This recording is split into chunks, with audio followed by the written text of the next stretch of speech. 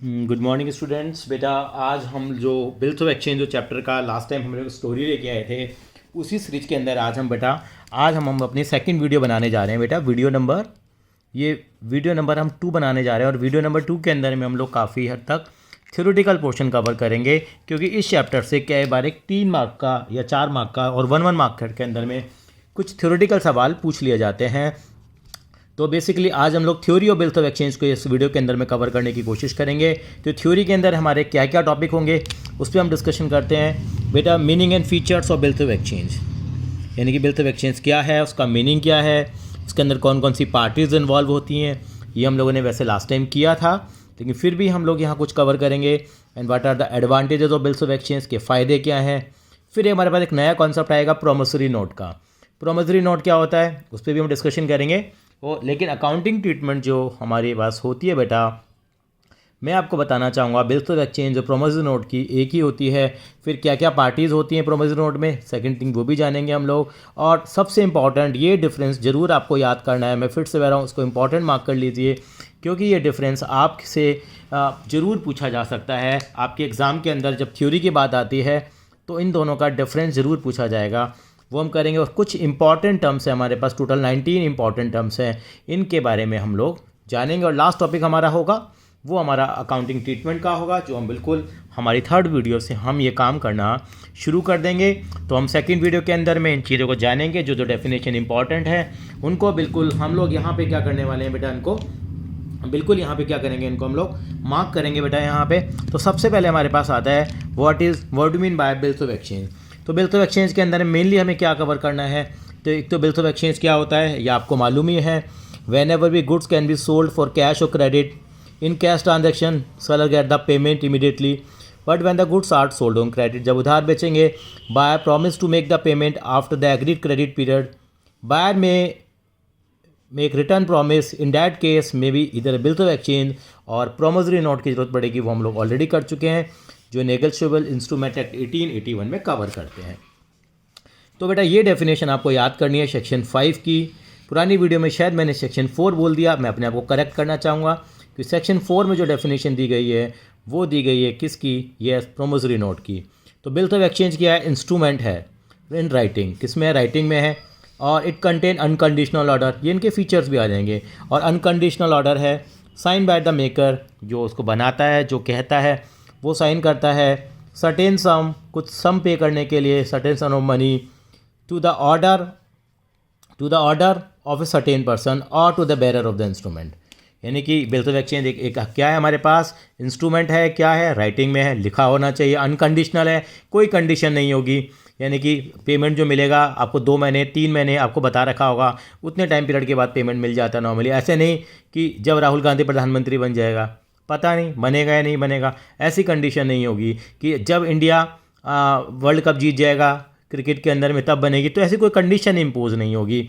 Sign by the maker, आपने बताया जो वादा करता था, हमारे यहाँ ए वादा करता था, याद है आपको, जेठालाल गढ़ा ने साइन कर जेठालाल गढ़ा ने लिखा था और बी ने क्या कर लिया था, साइन कर दिया था। डायरेक्टिंग ए सर्टेन पर्सन, यानी कि बताया जाएगा to pay certain some money कि ये बंदे को मैंने 10,000 रुपये के गुड सेल किए हैं और ये बंदा 3 महीने में पेमेंट करेगा। ठीक है, किसको करेगा, ऑफकोर्स जिसने सेल किए हैं, या उसके अंदर वो लिख दे कि भाई इस बंदे को पेमेंट कर दे, और to the bearer of instrument, या जिसके पास भी वो इंस्ट्रूमेंट होगा। ठीक है, सेक्शन 5 में इस तरह से आपको एक डेफिनेशन दी गई है। तो मैं सीधा आऊँगा, look at the following specimen of the bills of exchange. इसका एक इन्होंने स्पेसिमेन दिया हुआ है, श्री रॉयबर्ट बैनर्जी ड्रॉज ए बिल, यानी कि उसने एक बिल ड्रॉ किया है। यानी कि मैं रॉयबर्ट बैनर्जी को कहूँगा, यहाँ पे वो बिल के क्या है बेटा, ड्रॉअर हैं। जो रॉयबर्ट बैनर्जी हैं वो बिल के क्या है बेटा, ड्रॉअर हैं। वो एक बिल लिख रहे हैं, किसके ऊपर लिख रहे हैं, एन दास गुप्ता पे लिख रहे हैं। ठीक है जी, 3 महीने का बिल लिख रहे हैं, तो ये ड्रॉई हो गए, इनको ड्रॉई कह सकते हैं या एक्सेप्टर कहते हैं। फॉर 3 मंथ्स, देखो ड्यूरेशन भी दे दी है, कितने का अमाउंट है, 50,000 का, राइटिंग में है, सारे फीचर सेटिस्फाई हो रहे हैं। पेबल टू श्री राजीव सरकार, सर ये राजीव सरकार कौन आ गई, किसकी सरकार आ गई, राजीव सरकार, हाँ देश में तो मोदी सरकार है, ये इनका नाम है बेटा। राजीव सरकार जो है, राजीव सरकार को पेमेंट देनी है, यानी कि यहाँ एंडोर्समेंट का केस हो सकता है, यानी कि पेमेंट हम इसको देना चाहते हैं। यानी कि रॉयबर्ट बनर्जी ने बिल ड्रॉ करा, गुप्ता जी ने एक्सेप्ट कर लिया और उन्होंने कहा कि पेमेंट किसको दे दी जाए, राजीव को, यानी कि directing A certain person, directing the order of a certain person, यानी कि इस बंदे को पेमेंट दी जाए राजीव। ये इसको हम पेई कहते हैं बेटा, क्या कहते हैं, पेई। मैं एक नया वर्ड लेके आया हूँ, वैसे मैंने पहले ही बताया था, PAYEE, दोबारा लिख देता हूँ, PAYEE, पेई का मतलब जिसको पेमेंट मिलती है।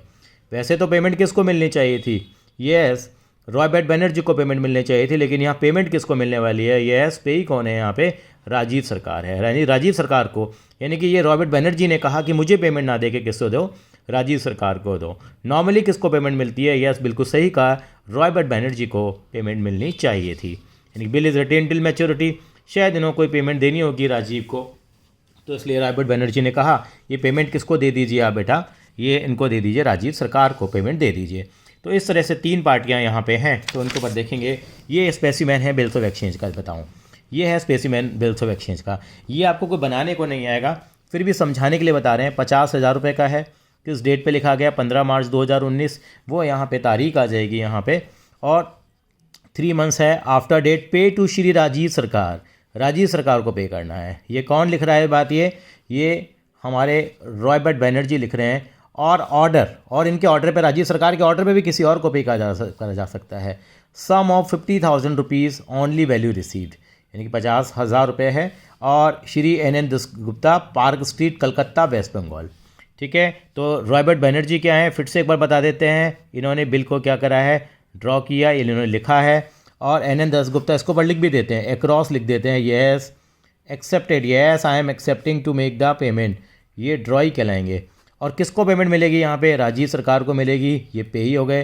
पेई को हिंदी मीडियम से पढ़ते हैं तो लगता है पेई जो पे करता है, नहीं, पेई वो इंसान होता है जिसको पेमेंट रिसीव होती है। तो राजीव सरकार इज़ द पेई इन दैट केस। ठीक है, तो Shri Robert Banerjee has ordered Shri NN Dasgupta to pay 50,000 to Shri Rajiv सरकार।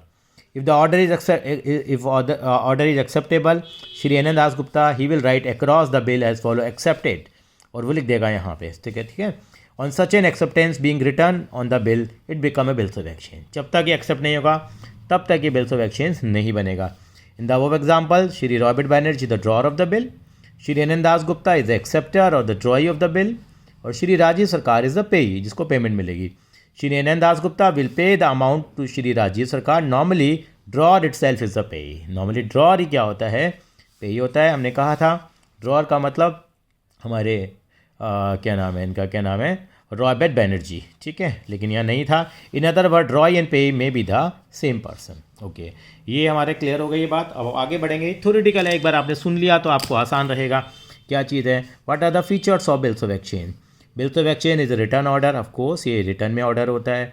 It is drawn and sign by the maker, कौन करता साइन, मेकर करा था। It is drawn and sign by the maker, drawer of the bill, वो भी साइन करता है आपने, हाँ भाई आपने देखा होगा यहाँ पे आ जाता है रॉबर्ट बनर्जी के नाम से। ठीक है, यहाँ पे इट इज़ अनकंडीशनल ऑर्डर, ये अनकंडीशनल ऑर्डर है, कोई कंडीशन नहीं होनी चाहिए। Drawee paid a specified amount, drawee must accept it to make it valuable document, drawee इसको एक्सेप्ट भी करेगा। स्पेसिफाइड अमाउंट इज़ पेबल, एक अमाउंट होना चाहिए, 50,000 था। स्पेसिफाइड द डेट, डेट भी स्पेसिफाइड होती है यहाँ पे। It is accepted by the drawee to make it a legal document, it just a repetition है। Parties of bills of exchange 3 पार्टियां हैं, इनके ऊपर बिल्कुल डिस्कशन किया है। Drawer is the person who make और write the bills of exchange, जो बाय राइट बिल्कुल लिखता है वो ड्रॉअर कहलाता है। Who has granted credit to the person to him the bills of exchange is being drawn. Shri Robert Banerjee the drawer. Drawee is a person on whom the bills of exchange is drawn, जिसके ऊपर bills of exchange drawn किया गया है। 4 is acceptance, और he is a person to whom credit has been granted, जिसको उधार दिया गया है by the drawer of the bills of exchange. जो स्पेसिमेन एग्जाम्पल में NN दासगुप्ता जो वेस्ट बंगाल के हैं वो ड्रॉई हैं। Payee the person named in the bills of exchange to whom the amount is to be paid, जिसको कि अमाउंट पे करना है। Payee may be the drawer himself और द थर्ड पर्सन, यहाँ थर्ड पर्सन है। The specimen example Shri Rajiv Sarkar is the पेई, राजीव सरकार यहाँ पे ही है। चलिए आगे की तरफ चलेंगे। From the accounting point of view, accounting point of view से बेटे बिल्स को 2 पार्ट्स में डिवाइड किया गया है, trade bill and second one is accommodation bill. Trade bill, bills of exchange drawn accepted for a trade transaction is called the trade bill. वो क्या कहलाता है, ट्रेड बिल कहलाता है, बिजनेस का बिल है एक्च में। और अकोमोडेशन बिल क्या होता है, ये हमारे सिलेबस में नहीं है और इसलिए हम इसको कवर जो मीनिंग जरूर बताएंगे। Accommodation bill, accommodation bills of exchange drawn accepted for mutual help, ये केवल हेल्प के लिए क्या करे जाते हैं, ये बिल ड्रॉ करे जाते हैं। यानी कि एक दूसरे की अगर आपको हेल्प करनी हो तो इस तरह के बिल को क्या करा जा सकता है बेटा, वहाँ पर इसको ड्रॉ किया जा सकता है। ट्रेड बिल तो मतलब बिजनेस के अंदर में कोई ट्रांजैक्शन हुई है, ये ट्रेड बिल का मतलब क्या हुआ ये क्लियर है आपको। अकोमोडेशन बिल में म्यूचुअली हेल्प करने के लिए, सर हेल्प करने के लिए क्या, छोटा सा मैंने यहाँ पे एक एग्जांपल आपके सामने रखा है। यहाँ आप मानिए जैसे यहाँ 2 फ्रेंड हैं, मैं 2 मिनट की स्टोरी बनाऊंगा बेटा, जरा यहाँ पे थोड़ी स्टोरी बनाना बहुत ज़रूरी है ताकि आपको समझ में आ जाए। 2 फ्रेंड हैं, एक का नाम ए है और दूसरा फ्रेंड भी है, दोनों फ्रेंड हैं, दोनों बिजनेस करना चाहते हैं। अब दिवाली का टाइम आ रहा है, आज देख रहे हैं 2 नवंबर 2020, तो शाहरुख खान का भी बर्थडे है बेटा, है 2/11/2020 को। एक्चुअली में ए और बी 2 लोग हैं हमारे पास, ये दोनों बिजनेस शुरू करना चाहते हैं। दोनों के पास पैसे नहीं हैं, दोनों अपने फ्रेंड्स के पास गए, मना कर दिया, पेरेंट्स के पास गए, मना कर दिया। अब दोनों ने प्लान बनाया, इन्होंने एक बिल्स ऑफ एक्सचेंज का चैप्टर पढ़ा था क्लास 11th में, तो वहाँ एक अकोमोडेशन बिल का कॉन्सेप्ट था, मतलब जो आज हम कर रहे हैं। हुआ क्या, अब ए और बी ने आइडिया लगाया, यार हमें ना पटाखों का काम करना चाहते हैं, मतलब क्रैकर्स का काम करना चाहते हैं। दिवाली के टाइम पे सेल आउट सीख हो जाती है, वैसे तो हमें पटाखे चलाने नहीं चाहिए, लेकिन हम ग्रीन पटाखों की बात कर रहे हैं यहाँ पे। यानी कि अब इसके लिए इनको 1 लाख रुपए चाहिए। अब न ए के पास न बी के पास, बिजनेस कैसे शुरू करें, इन्होंने दिमाग लगाया आज ही शाम को बैठ के 2/11/2020 को। ऐसा करा, ए ने कहा ऐसा करता हूँ मैं, आपको हम अकोमोडेशन बिल क्रिएट कर लेते हैं। अकोमोडेशन, एक दूसरे को अकोमोडेट करना, हेल्प करने के लिए। पैसा किसी के पास नहीं है, 1 लाख रुपए का बिल ड्रॉ करा ए ने। कितने महीने के लिए किया, फॉर एग्जाम्पल फॉर 1 मंथ, 1 महीने के लिए करा। ठीक है जी, ए ने बी के ऊपर बिल ड्रॉ कर दिया, बी ने इसको एक्सेप्ट कर लिया। एक्सेप्ट करने के वापस ए के पास बिल आ गया। ए क्या करा, आज ही कहाँ चला गया, यानी कि बैंक के पास चला गया, बैंक से बोला बैंक मेरा बिल क्या कर दो, डिस्काउंट कर दो। ए ने ड्रॉ कर दिया, अभी हमने पढ़ा, बी ने एक्सेप्ट कर दिया, ड्रॉ ही हो गए, बिल्स ऑफ एक्सचेंज लीगल बन गया, section 5 of negotiable instrument act. अब बैंक से इन्होंने 95,000 रुपीज़ में इसको क्या करा लिया, डिस्काउंट करा लिया। आपने कहा बहुत ज़्यादा डिस्काउंटिंग चार्जेस, एग्जाम्पल लिया है 5,000 रुपये, बैंक ने कहा मैं ले लूँगा। और अब होगा क्या, अब 1 महीने बाद बैंक किसके पास जाएगा, बी के पास जाएगा और पेमेंट जाके ले आएगा। लेकिन हुआ क्या, अब यहाँ पे हमारे पास क्या 1 लाख रुपए के 95,000 मिल गए। 95,000 उन्होंने बिजनेस में लगाए, क्रैकर्स के बिजनेस में, और सारे पटाखे इन्होंने दिवाली तक बेच दिए और दिवाली ख़त्म हो गई, और यानी कि दिवाली के बाद 1.5 लाख रुपए इनके पास इकट्ठे हो गए। आपके सर फ़ायदा कमा लिया। अब 1.5 लाख रुपए इकट्ठे हो गए, दोनों भाई एक जगह दुकान पे बैठे हुए थे, इनकी ये शॉप थी, इस शॉप के ऊपर दोनों भाई बैठे हुए हैं, इन्होंने सारा पैसा इकट्ठा किया। अब 1 लाख रुपए बी के पास रखवा दिया, 1 लाख रुपये बी के पास रखवा दिया, बी तू अपने पास रख ले, तेरे पास बैंक आएगा, कब आएगा, उन्होंने कहा 5 दिसंबर को आएगा। 5 दिसंबर को क्यों आएगा भाई, 3 दिन ग्रेस के ऐड होते हैं, इसके ऊपर चर्चा भी करेंगे आज हम लोग। यानी कि 2 नवंबर का बिल है तो 1 महीने 3 दिन के बाद 5 दिसंबर 2020 को एक बिल रखा जाएगा, मतलब पेमेंट के लिए होगा। तो 1 लाख रुपए वहाँ रख दिए इन्होंने, भाई आएगा, बैंक को पेमेंट दे देंगे, सब कुछ काम ओके हो गया। अब हुआ क्या, अब बचा 1 लाख हमने निकाल दिया, 1.5 लाख में से 1 लाख रुपए तो बैंक के लिए रख दिया, भाई उसको देना था, 50,000 बच गया। दोनों भाइयों ने कितने कितने बांट लिए, ये 25,000 बांट लिए, बन गया ना अकोमोडेशन। यानी कि एक दूसरे को अकोमोडेट कर लिए, दोनों का काम हो गया। थोड़ी पढ़ाई लिखाई ज़रूरी थी क्या सर, ऐसा सच्ची में भी हो जाता है क्या, असली में भी हो सकता है क्या, फिर तो हम काइट्स का काम भी कर लेंगे, जब काम आएगी रक्षाबंधन पे राखी का काम कर लेंगे।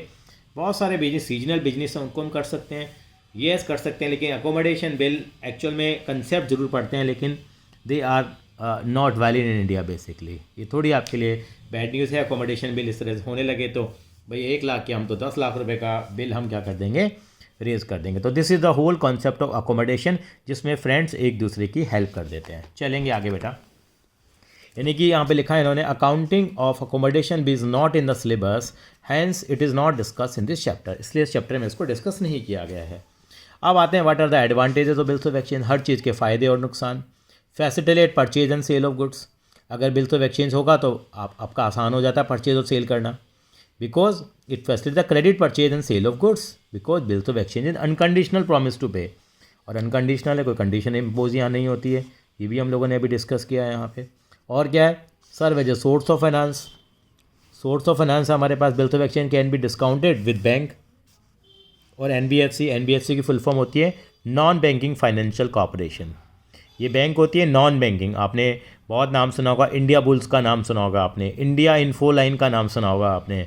ये हमारे पास क्या आती है, एनबीएफसी की कैटेगरी में आ जाती है हमारे पास, non banking financial corporation, so that की एंटरप्राइजेज अलाउ क्रेडिट, ठीक है, and can receive the amount immediately without the debtor having to pay before time. वहाँ से डिस्काउंट भी क्या करा जा सकता है। Easy to recover the amount, easy है रिकवर करना amount. Bills of exchange dishonoured, it easier to recover the amount legally than case of ordinary debt. Ordinary debt में तो मतलब केवल जबान की वैल्यू है, यहाँ पे थोड़ा सा लीगल हो जाता है काम। Endorsement, bills of exchange can B endorsed, किसी पार्टी को हम इसको एंडोर्स भी कर सकते हैं बेटा। और certainty as a payment, payment पक्का है, आपको मिलेगा ही मिलेगा क्योंकि लीगल डॉक्यूमेंट है। Certainty as a payment. और convenient mode of trade remittance, convenient mode है। और आपको बताता हूँ फॉरेन एक्सचेंज जब होता है, जब इंपोर्ट एक्सपोर्ट का बिजनेस होता है तो सबसे ज़्यादा काम इसी के थ्रू होता है। इसको हम बायर क्रेडिट और लेटर ऑफ क्रेडिट के थ्रू समझते हैं बेटा। वहाँ पे वो आपका बिजनेस स्टडीज़ में आएगा, इतनी डिटेल में हम नहीं जा पाएंगे। वैलिड एविडेंसेस ऑफ डेट है। Exchange return acknowledgement of duly signed and stamped, it's a legal document under the negotiable instrument 1880 में। चलिए बेटा आगे की बात करेंगे। अब बात करते हैं प्रोमिसरी नोट की बात करते हैं। व्हाट इज़ प्रोमिसरी नोट, यानी कि प्रोमिसरी नोट क्या होता है, एक वादा होता है। यानी कि promissory note is an instrument in writing, वहाँ पे भी था, ये भी राइटिंग में है, ठीक है। Not being a bank note और करेंसी नोट, इसकी डेफिनेशन बैंक नोट और करेंसी नोट नहीं आता, अभी आऊँगा। कंटेनिंग एन अनकंडीशनल, वहाँ पे एक ऑर्डर टू पे था, वहाँ पे यहाँ पे लिखा हुआ unconditional undertaking signed by the maker, unconditional है, ये भी अनकंडीशनल है। इंस्ट्रूमेंट है राइटिंग के अंदर बेटा यहाँ पे, ठीक है।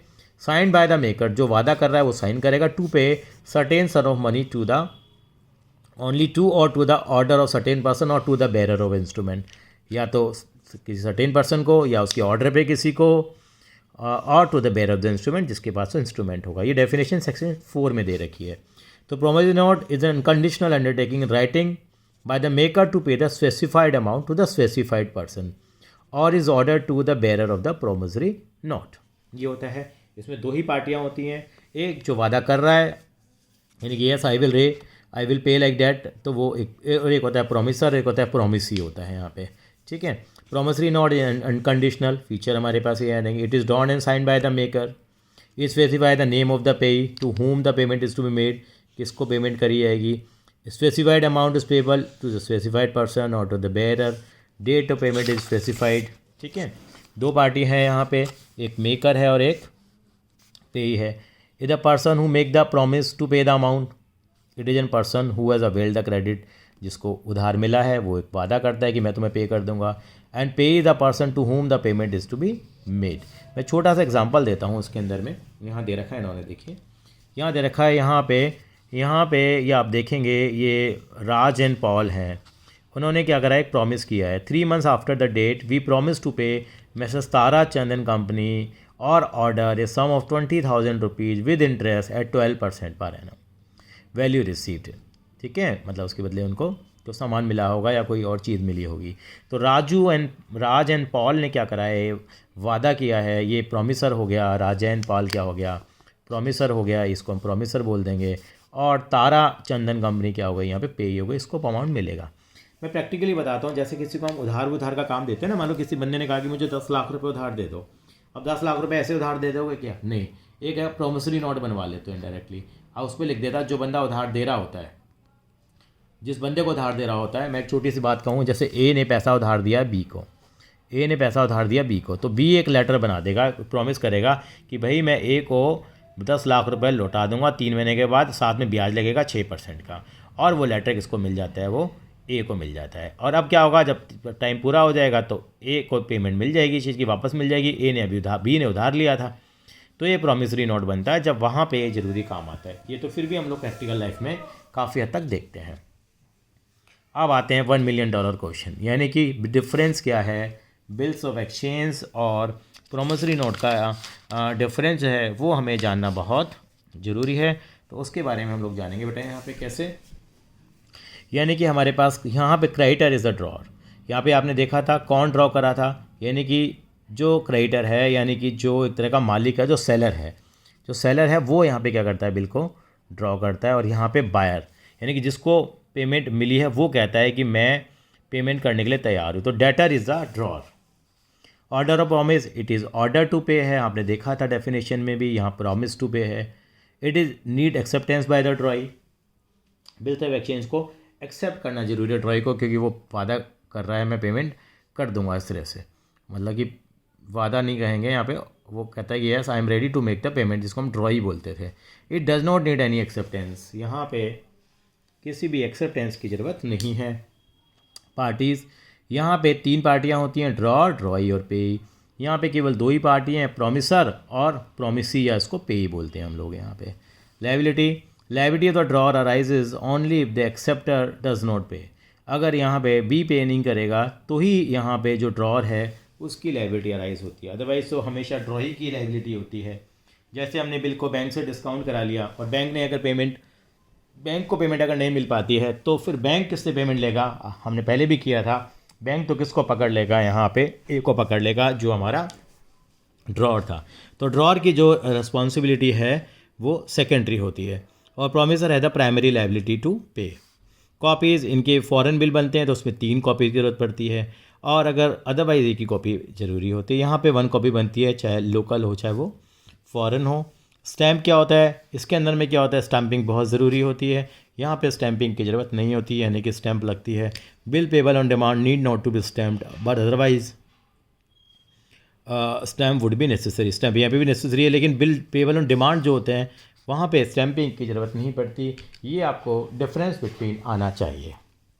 चलिए, उसके बाद अब 20 मिनट की वीडियो हो चुकी है। अगली 20 मिनट में हम लोग बाकी कंसेप्ट को यहाँ लेके आएंगे। तो यहाँ इंपॉर्टेंट नोट हम लोग देखेंगे, कुछ इंपॉर्टेंट टर्म्स हैं जिनको हम डिस्कस करेंगे। ड्रॉर है, ड्रॉई है और पेई है, ये ऑलरेडी हम लोग डिस्कस कर चुके हैं, आई होप कोई ज़रूरत नहीं पड़ेगी। टर्म्स ऑफ द बिल, यानी कि period containing between the date on which the bill is drawn that become due is called the term of the bill. यानी कि बिल 2 महीने का, 3 महीने का, उसको टर्म बोलते हैं, यानी duration of the bill. A bill is drawn at side, term of the bill begins to run from the date of citing when the bill is accepted. When the bill is drawn after date, the terms the bill begins run from the date of drawing the bill. Date after sight का मतलब ये आपको बताएंगे। Date after sight का मतलब जब bill वो देखा जाएगा, मैं भी एग्जांपल दूंगा तब आपको क्लियर हो जाएगा। यानी कि जब वो बिल देखेगा, मैंने बिल आज ड्रॉ कर दिया 1 नवंबर को, और बिल मैंने लिखा बिल पेबल आफ्टर डेट, तो पीरियड बिल का यहीं से शुरू हो जाएगा। लेकिन अगर यहाँ लिखा हुआ है बिल पेबल आफ्टर साइट का मतलब देखने के बाद, जब तक देखोगे नहीं तब तक बिल का ड्यूरेशन शुरू नहीं होगा। करेंगे, और एक हम बात करेंगे ड्यू डेट की बात करेंगे, और डेज ऑफ ग्रेस के बारे में पहले भी बात करी हम लोगों ने। Days of grace are the 3 extra days to the person of the bill. It is the custom to at the days of grace. Due date is the date on with the payment of the bill due for payment. Due for payment जो होती है वो क्या कहलाती है? Due date कहलाती है। अब आगे की तरफ बढ़ूँगा मैं। एक आता है डेट ऑफ मैच्योरिटी आती है, डेट ऑफ मैच्योरिटी पे भी हम डिस्कस करेंगे। Date of maturity comes after adding 3 days to the date of bill is called the date of maturity. अगर 3 दिन हम लोग ऐड कर देंगे तो हमारे पास जो डेट बनेगी वो क्या कहलाएगी? डेट ऑफ मैच्योरिटी कहलाएगी, 3 दिन। एक एग्जांपल लेंगे, यहाँ पे कुछ रूल्स भी हैं, वो मैं आपको ज़रूर यहाँ पे अप्रेज़ करना चाहूँगा। एग्जांपल है कि 8 मार्च को एक बिल ड्रॉ किया गया है 3 महीने के लिए, ठीक है, 3 मंथ्स के लिए। तो उसकी डेट क्या बनेगी? एडिंग द 3 डेज़, आप ऐड करिए। 8 मार्च का है और 3 महीने का बिल है, 8 अप्रैल, 8 मई, 8 जून, 3 दिन सरकारी ऐड कर देंगे तो 11 जून आ जाएगी। यहाँ पे 2 रूल हैं जो आपको लिखने पड़ेंगे। वो क्या है? अगर मान लीजिए जिस दिन आपने बिल की आपकी डेट ऑफ मैच्योरिटी आई है, अगर उस दिन कोई पब्लिक हॉलीडे आ गया, मैं फिर से रिपीट करता हूँ, अगर कोई पब्लिक हॉलीडे आ गया है तो आपकी जो डेट होगी वो 1 दिन पहले हो जाएगी। यस, पहले हो जाएगी। यानी कि आप देखिए जो यहाँ हाईलाइटेड है, if the due date falls on a public holiday the bill will be payable on the preceding working day. कब पे करेंगे उसको हम लोग बेटा? यस, प्रीसीडिंग वर्किंग डे, पिछले डे पे आपको क्या करना पड़ेगा? आपको पे करना पड़ेगा। मान लीजिए बिल की ड्यू डेट आपकी 2 अक्टूबर आ रही है तो आपका will be payable on the 1 अक्टूबर। लेकिन इसमें एक रूल और है, आपको ध्यान रखना है। अगर वो ड्यू डेट की जो डेट आ रही है आपकी वो बैंक हॉलीडे है, बैंक की छुट्टी है उस दिन, या संडे है, ठीक है, और second day of grace is also the holiday, मतलब कि अगला दिन भी छुट्टी है, then bill is payable on the next succeeding business day. तो अगले दिन क्या करते हैं? उसको हम पे करते हैं। यानी कि मैं आपको छोटा सा एग्जांपल के थ्रू बताना चाहूँगा। 3 दिन आप ग्रेस के ज़रूर यहाँ पे क्या करने वाले हैं बेटा? आप ऐड करने वाले हैं, इस बात का ज़रूर ध्यान रखेंगे। अभी मैंने बताई, अगर हमारे यहाँ 26 जनवरी आ जाए, आपको मालूम है 15 अगस्त आ जाए, या 2 अक्टूबर आ जाए, इनके बारे में तो हर किसी को मालूम है, सरकारी छुट्टियां हैं, ये 2 अक्टूबर आ जाए हमारे यहाँ पे, 2 अक्टूबर आ जाए। तो अगर आपको इस दिन पे अगर आपकी डेट आ जाती है तो क्या लेंगे, 1 डे बिफोर, यानी प्रीसीडिंग ले लेंगे। यानी कि आपकी ड्यू डेट क्या मानी जाएगी, 25 जनवरी या 14 अगस्त या आपकी 1 अक्टूबर मानी जाएगी। क्या मानी जाएगी बेटा, 1 अक्टूबर डेट मानी जाएगी। लेकिन अगर जिस दिन ड्यू डेट है अगर उस दिन संडे आ जाए, या संडे आ जाए, या हमारे पास क्या आ जाए, कोई बैंक हॉलीडे आ जाए, मैंने फिर से बता दिया, ये क्या माना है मैंने, गजटेड हॉलीडे, इनको बोलते हैं हम पब्लिक हॉलीडे। क्या बोलते हैं हम लोग, पब्लिक हॉलीडे। इनको बोलेंगे संडे या बैंक हॉलीडे, बैंक की छुट्टी है, तो क्या लेंगे हम लोग, 1 डे बिफोर है यहाँ पे क्या लेंगे, नेक्स्ट डे ले लेंगे। मान लीजिए एक बिल की ड्यू डेट निकल के आती है, एक बिल है मान लीजिए 2 मार्च का, 2 मंथ्स के लिए है, 2 मंथ्स के लिए, तो क्या हो जाएगा, 2 मार्च का बिल है 2 महीने के लिए, तो 2 अप्रैल 2 मई, तो आ गई 5 मई। मान लीजिए भगवान ना करे 5 मई को संडे है, अब मुझे नहीं मालूम 5 मई कौन से साल का, 5 मई को संडे है, संडे है तो क्या करेंगे हम, 6 मई को ले लेंगे। क्या ले लेंगे, बिल्कुल ठीक कहा, हम लोग 6 मई को यहाँ पे ले लेंगे। तो ये रूल है, इसके रिगार्डिंग फिर भी अगर आपके डाउट्स हों तो आप कमेंट बॉक्स में लिख कर हमें भेज सकते हैं। चलिए ज़रा बहुत ज़्यादा डिटेल में नहीं जाएंगे यहाँ। तो while calculating the date of maturity of the bills of exchange following point should be taken to the consideration. Days of grace are not allowed when the bill is payable on demand और at sight. ये ध्यान रखने वाली बात है, अगर site पे है बिल या एट डिमांड है तो वहाँ पे हम लोग डेज ऑफ ग्रेस को ऐड करने वाले नहीं है, एट डिमांड और साइट पे ये रूल्स हैं। When the period of bill is stated in calculation of the maturity date will be in the days which include the date of payment but exclude the date of transaction. जिस date पर transaction इस डेट को हम ignore करते हैं। Example के through समझाएंगे। 1 जनवरी को हमने 60 दिन का बिल लिखा है, अब महीने नहीं है यहाँ, 60 दिन है, 60 दिन कैसे काउंट करेंगे, जनवरी में 31 दिन होते हैं तो 1 तारीख वाला दिन ही छोड़ दीजिए।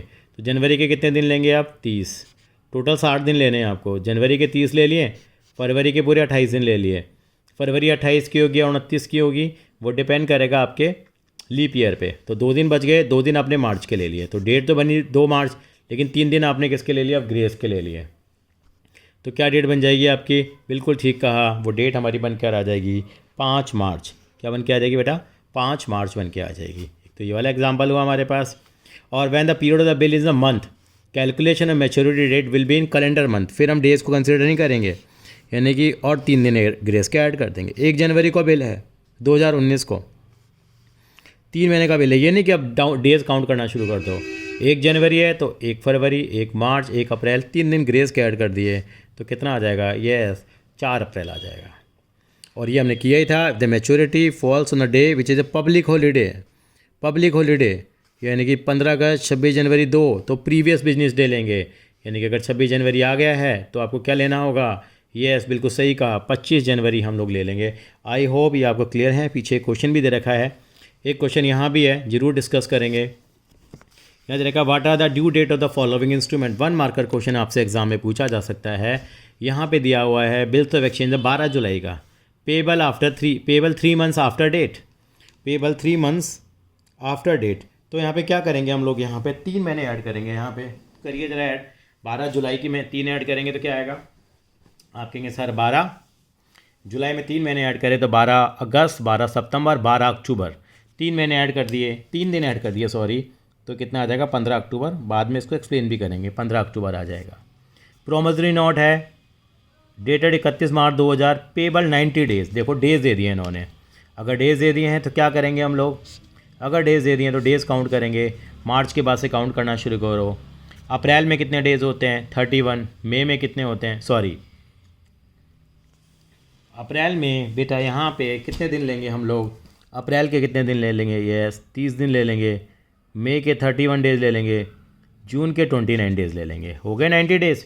ये अप्रैल, मई और जून, 29 जून आ गया, 3 दिन ऐड कर लो, मेरे हिसाब से 2 जुलाई आना चाहिए।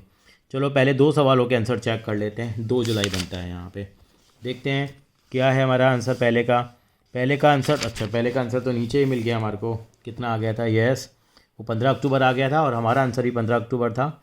दूसरे वाले का हम लोगों ने कहा था 2 जुलाई आ गया, देख लेते हैं, ये तो 15 अक्टूबर आ गया था, 2 जुलाई हमने आंसर दिया, देखते हैं सही है गलत है। ठीक है, इन्होंने कहा आंसर कितना रहा, ये 2 जुलाई आया है।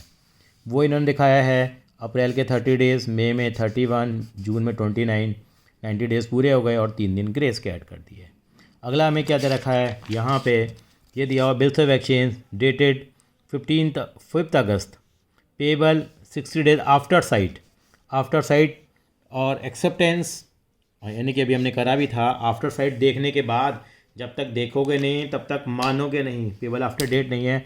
तो यहाँ पे जो ड्यूरेशन शुरू होगी 3 महीने की, कितने दिन की है, 60 दिन की है, वो 10 तारीख से शुरू करेंगे, ना कि 5 से। तो 10 अगस्त से शुरू करिए। अगस्त में कितने दिन होते हैं आप कहेंगे, अगस्त में तो सर 31 होते हैं, 10 तारीख को छोड़ना पड़ेगा। तो अगस्त में कितने दिन हो गए, 21 दिन हो गए, 60 है टोटल। तो अगस्त के बाद आता सितंबर 30 दिन का होता है, 51 9 डेज़ ले लिया अक्टूबर के, तो 9 अक्टूबर तक पहुंच गया, 3 दिन ऐड कर दिए, कितना आ जाएगा, यस 12 अक्टूबर आ जाएगा। 12 अक्टूबर आ जाएगा। एक बार देखें ज़रा क्या आंसर आ रहा है। बिल्कुल इन्होंने कैसे करा है, यस इनका 12 अक्टूबर आ रहा है, क्योंकि इन्होंने वो 21 दिन इन्होंने अगस्त में लिए हैं, सितंबर के 30, अक्टूबर के 3, लेकिन शुरुआत कब से करी है, 10 तारीख से करी है, क्योंकि आफ्टर साइट ये दिया हुआ है। तो यहाँ पे ड्यू डेट 12 अक्टूबर आ जाएगी। चौथा केस भी कर लेते हैं हम लोग यहाँ पे। और bills of exchange dated 30 June, payable 3 months, 30 जून में 30 जुलाई, 30 अगस्त, 30 सितंबर। ठीक है, अब 3 दिन ऐड करिए, कितना आ जाएगा, 1, 2 और 3। तो यहाँ पे हम लोग देखेंगे तो हमारी जो ड्यू डेट बनेगी वो 3 अक्टूबर आ गई है, बिल्कुल सिंपल है। अगला है यहाँ पे प्रोमिसरी नोट है, आप देख भी सकते हैं, एग्जाम्पल नंबर जो 1 है वो ग्रेवाल साहब के 16.5 पेज पर हमें दिया हुआ है। यहाँ मैंने देखा, यहाँ पे क्या दिया हुआ बेटा, यस क्वेश्चन तो पढ़ा ही नहीं बेटा हम लोगों ने। हाँ, promissory note dated 27 November, payable 60 days after date without grace. यहाँ पे ग्रेस नहीं देनी, हाथ पकड़ के कह रहे तो नहीं देंगे। 27 नवंबर है, 60 दिन लेने हैं हमें। नवंबर के कितने दिन, 30 ना। दिसंबर में कितने होते हैं, 31। जनवरी के कितने लेने पड़ेंगे, यस हमें लेने पड़ेंगे जनवरी के टोटल 60 है ना, 34 26। तो ये जनवरी के 26 दिन आ गए, तो 26 जनवरी आ गई। अरे सर 26 जनवरी आ गई तो एक दिन पहले लेंगे, क्योंकि ये पब्लिक हॉलीडे है। तो देखिए यहाँ पे कितना लिया इन्होंने, यस यहाँ पे इसी तरीके से इन्होंने किया है, 60 दिन टोटल बना दिए हैं, तो पब्लिक हॉलीडे आ गया है। तो पब्लिक हॉलीडे के केस में भी आपको समझाया था हम कितना लेके चलेंगे, यस 25 जनवरी लेके चलेंगे, इस बात का जरूर ध्यान रखेंगे। चलिए छोटे छोटे कॉन्सेप्ट और हैं, और फिर अगली बार हम अगली वीडियो में जनरल एंट्रीज के साथ बिल्कुल आएंगे। यहाँ पे अगला आता है बिल एट साइट और डिमांड। बिल एट साइट और instrument payable on demand means the instrument in which no time for payment is mentioned. इनमें हमने करा भी था आपको, a cheque is always payable on demand, bills of exchange और promissory note is payable on demand when no time for the payment is specified or is expressed to be payable on demand। तो यहाँ पे time का consideration नहीं होता bill at site में और demand पे। चलिए डिस्काउंटिंग ऑफ बिल, ये कंसेप्ट भी हम कर चुके हैं। A bill may be presented to the bank and the amount receive against it is known as the discounting of bill. तो बैंक डिडक्ट द चार्जेज, इसको हम डिस्काउंटिंग चार्जेज जानते हैं, जो भी हम लोगों ने करा था, दिवाली पे पटाखे लगाए थे हम लोगों ने। ठीक है, एंडोर्समेंट ऑफ बिल भी हमने थ्योरी कंसेप्चुअल में किया था। एंडोर्स का मतलब किसी को देना, endorsement mean transfer of bill of exchange और promissory note to another person. The person receiving the bills of exchange और promissory note become authorised to receive the payment. The person who transfer the bills of exchange, उसको हम endorser बोलते हैं, और जिसको मिलता है उसको हम क्या बोलते हैं, एंडोर्सी बोलते हैं। जब अगर ए ने बिल सी को दिया है तो ए एंडोर्सर कहलाएगा, और जिसको बिल मिल गया, जिसको एंडोर्स किया, उसको एंडोर्सी, ई आर है और यहाँ पे डबल ई है। बिल सेंट फॉर कलेक्शन का भी कंसेप्ट हमने किया था। A bill received may be retain till the date of maturity, ये पता है, but it may be deposited with the bank. लेकिन हम इसको क्या कर सकते हैं, बैंक के पे साथ भी जमा करा सकते हैं विद इंस्ट्रक्शन डेट की bill is retain till maturity and realise on the due date. इसके लिए 5 रुपये वाला एग्जाम्पल दिया था, bill sent for collection. Dishonour bill भी हम लोगों ने कवर किया हुआ है। अगर ड्यू डेट पे अगर पेमेंट नहीं मिलेगी, that is known as the dishonour of bill. It is not paid by the drawee on its due date. It arise when the acceptor refuse और unable to pay the amount of bill. Noting of bill पता है, when bill send through a notary public and it is dishonoured, notary public makes noting of dishonour. It is not an noting of bill. हमने किया था अक्षय कुमार वाला example, आपको याद आ जाएगा, जिसके अंदर में क्या था कि अगर बिल डिसऑनर हो जाए तो नोटरी पब्लिक के पास जाए तो उसको नोटिंग कराना जाता है, वो वेरीफाई कर देता है कि इस बिल को प्रेजेंट किया गया है लेकिन इसकी पेमेंट नहीं हुई है। अगला आता है नोटरी पब्लिक आता है। नोटरी पब्लिक क्या होता है? यस, ये अक्षय कुमार है।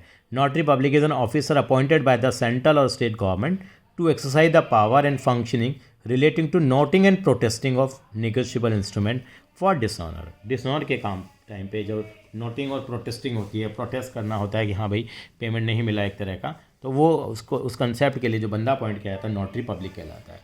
अब आता है हमारे पास नोटिंग चार्जेस क्या होते हैं। नोटिंग चार्जेस का मतलब क्या होता है? Noting charge is the fee pay to the notary public for noting and protesting के लिए जो चार्जेस पे करे जाते हैं वो नोटरी चार्जेस कहलाते हैं, नोटिंग चार्जेस कहलाते हैं। Retirement of a bill, when the drawee pay the bill before is due date it is called the retirement of bill. The holder allow him a rebate of certain amount calculated at certain rate percentage from the date of retirement to the date of maturity. ये topic वैसे से बताऊँ आपको knowledge के लिए, CBSE ने वैसे इस साल ये टॉपिक कोविड के कारण काट दिया है, लेकिन टॉपिक कुछ भी नहीं है, 1 मिनट का टॉपिक नहीं है। ए और बी को पेमेंट करनी थी, बी ने कहा 3 महीने बाद पेमेंट करनी है, मान लीजिए बी ने कहा मेरे पास पैसा आ गया, मैं आपको 1 महीने पहले पेमेंट देना चाहता हूँ। 10,000 रुपये थे मान लीजिए, बी ने कहा मैं पहले पेमेंट देना चाहता हूँ। 10,000 वाला एग्जाम्पल हमने कहा, ए को कितने रुपये लेने हैं? 10,000, बी को 10,000 देने हैं, 3 महीने बाद देने हैं, 2 महीने जा चुके थे। अब बी ने फ़ोन लगाया, भाई मेरे से पेमेंट 1 महीने जल्दी ले लो। तो ए ने कहा ठीक है मुझे पेमेंट दे दो, लेकिन बी ने कहा मुझे क्या दो, कुछ रिबेट दो। रिबेट का मतलब होता है छूट दो, मुझे क्या दो, कुछ छूट दे दीजिए, मुझे कुछ रिबेट दे दीजिए। तो ए ने उसको रिबेट दे दी। ए ने कहा चल ठीक है मुझे तू 9800 रुपीज़ दे दे, तो 200 रुपये की जो छूट दे दी उसी का नाम होता है रिटायरमेंट ऑफ ए बिल। खत्म। एक सिंपल सा एक तरह का रिबेट की एंट्री पास हुई है कि डिस्काउंट है एक तरह का ये, ठीक है। रिन्यूअल ऑफ बिल का कंसेप्ट भी हम लोगों ने किया था।